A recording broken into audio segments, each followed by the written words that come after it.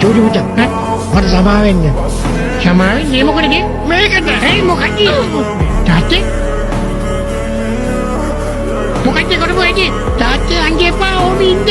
වැඩාලි අංගෙපා. අයියෝ. හැමත ආයෙත් කරයි කියලා මං හිතුවේ. කිසිම ගානක් නැතුව දාලා ගියානේ.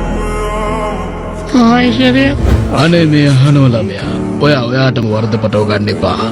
වික්කින්ද තමයි අපි සේරටම මෙතන ළඟින් සිද්ධ වුණේ. එයා ඕනම වැඩක් අතරමඟ දාලා යනවා පුතා බලන්න ඕන වුණාම. එහෙම ගියාට කවදාවත් ඇව හම්බෙලා තිබුණේ. පුතා ඉන්න ගෙදර ළඟ තියෙන ගහක් උඩට වෙලා මම හැමදාම බලාගෙන ඉඳලා තියෙනවා. එයා ගහේ ලකුණු කරාලු.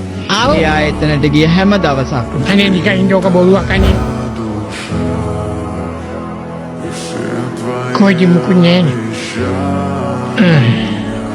ඒකත් බොරුවක්.